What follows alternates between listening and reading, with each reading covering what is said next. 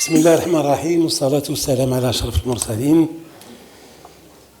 السيد الأمين العام الأخ الدكتور نزار بركة، السيدة الوزيرة والسادة الوزراء، إخوان الأعزاء، السيدات والسادة البرلمانيون الحاضرون معنا، السيدات والسادة المنتخبون، السيد عميد كلية الحقوق،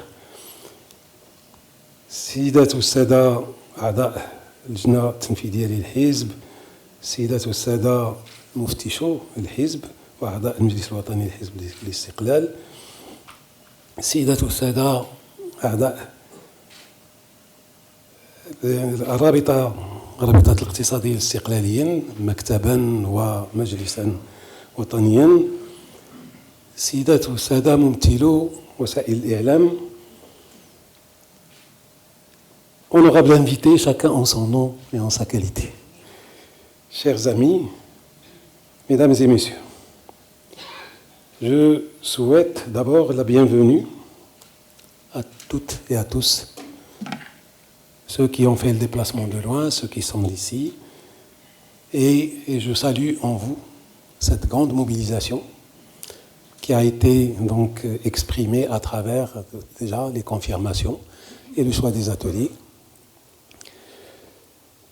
Pour cette rencontre, qui est une rencontre qui entre un peu dans la tradition des rencontres organisées par l'Alliance des économistes استقلاليين. donc كل سنة على الأقل مرة في السنة، هذه الخطرة درناها 10 شهور قبل، من بعد كانت آخر مرة كانت في رمضان السابق. فجرت العادة أننا نجمع أو نجتمع كأعضاء الرابطة لنناقش موضوع من المواضيع اللي كيتم الاختيار ديالو من خلال النقاشات اللي هي متواجدة داخل الفضاء ديال رابطة الاقتصاديين الاستقلاليين. فبغيت في البداية نشكر الإخوان والأخوات ديال أعضاء الرابطة اللي خدموا وسهروا على تهيئ هذا اللقاء.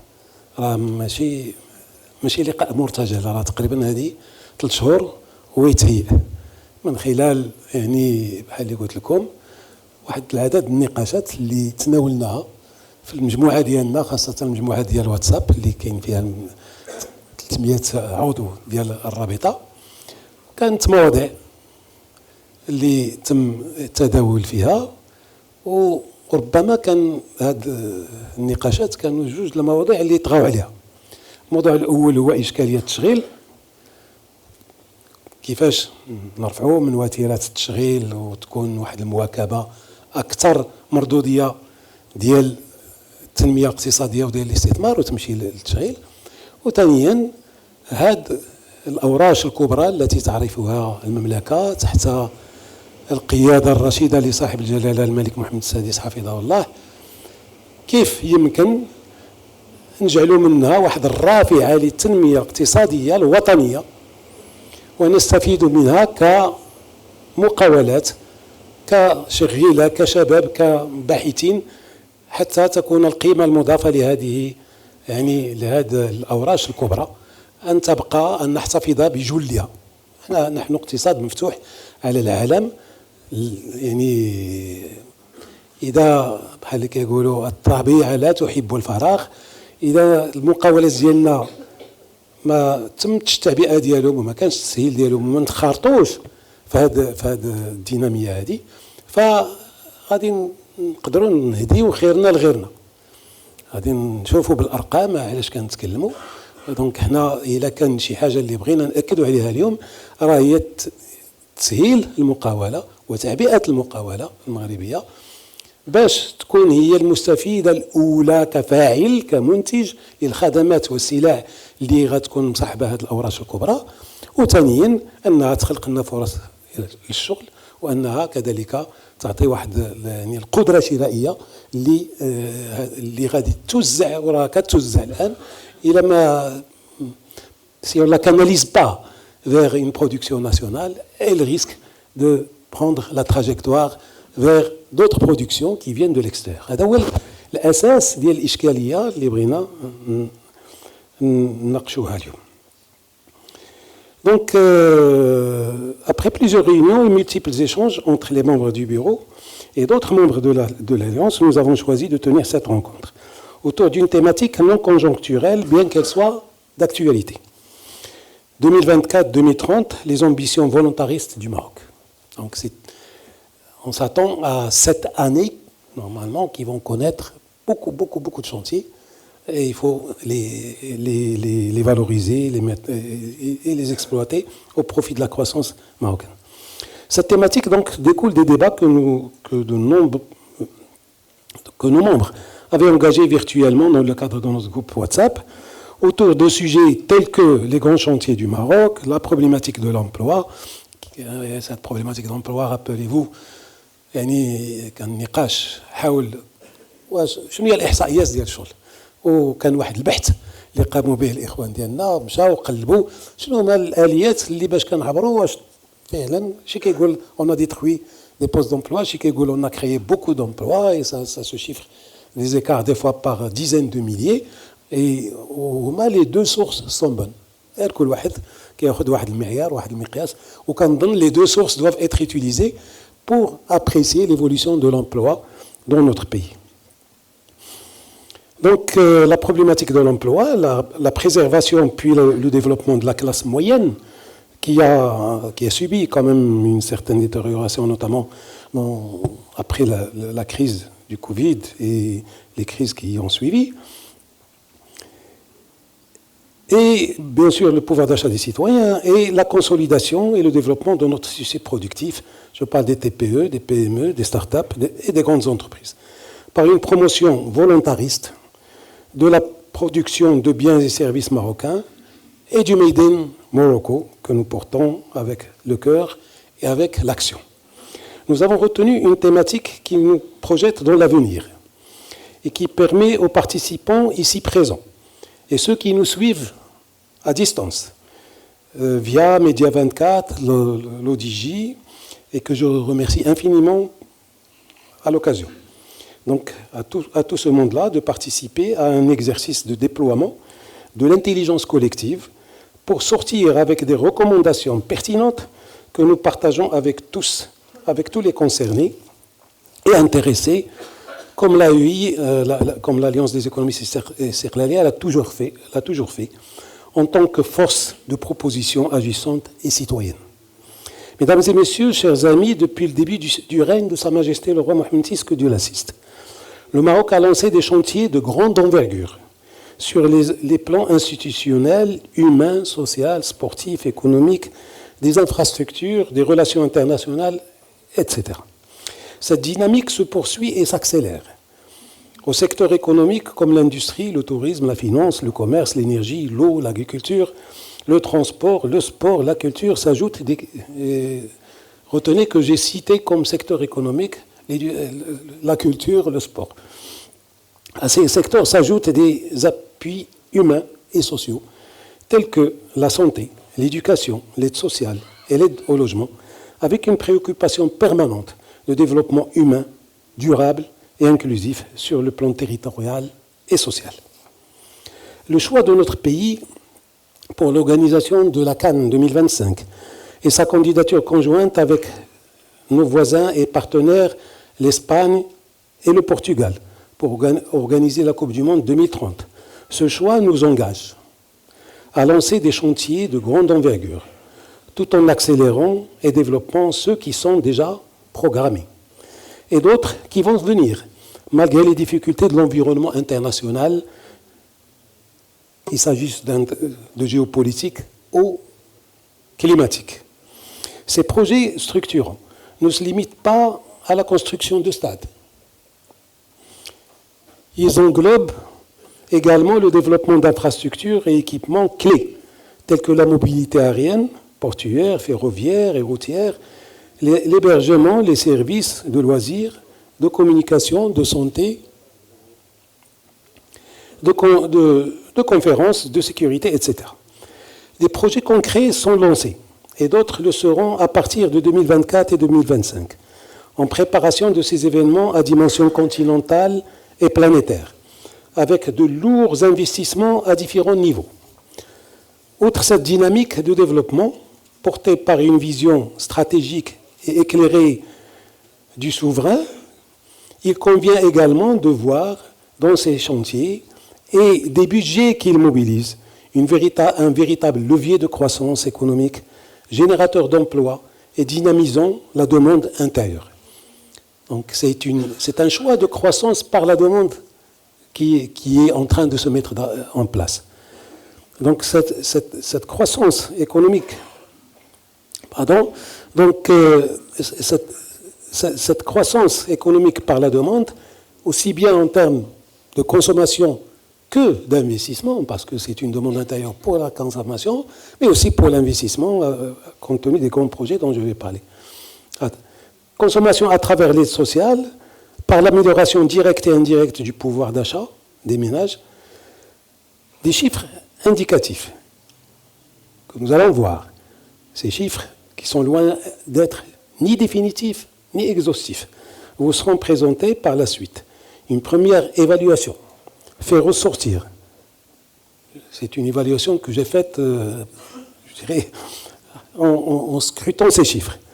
Cette évaluation fait ressortir que plus de 1300 milliards de dirhams, plus de 1300 milliards de dirhams sont en train d'être injectés ou seront injectés sur les 7 années 2024-2030 sur la base de ce qui est connu. Et il y en a d'autres qui vont venir. 1300 milliards de dirhams, un peu plus, c'est l'équivalent d'une année de PIB du Maroc, qui est en train d'être injecté en 7 ans. Donc si vous rapportez ça déjà au PIB actuel, ça vous donne un certain taux de croissance nominale qui peut être à 2 chiffres. Donc c'est d'une extrême importance donc pour l'économie nationale. Une telle manne doit à cet effet être orientée pour bénéficier en grande partie aux secteurs productifs nationaux, qu'il s'agisse de TPE, de PME ou de grandes entreprises. L'enjeu est d'en tirer le meilleur bénéfice en termes de croissance et d'emploi durable et créateur de valeur pour notre pays. Si 2030 est l'année du mondial au Maroc, cet événement n'est qu'un contributeur et un accélérateur de cette dynamique. Les expériences passées ont montré que certains pays ont bien su rentabiliser l'événement avant, pendant et surtout après. C'est le cas de l'Allemagne, le cas de l'Espagne ou celui du Brésil. Ce sont de grandes nations de football. D'autres l'ont moins bien rentabilisé, le cas de l'Afrique du Sud. Et d'autres en ont même subi des pertes. C'est le cas des États-Unis. Donc c'est pas un petit pays.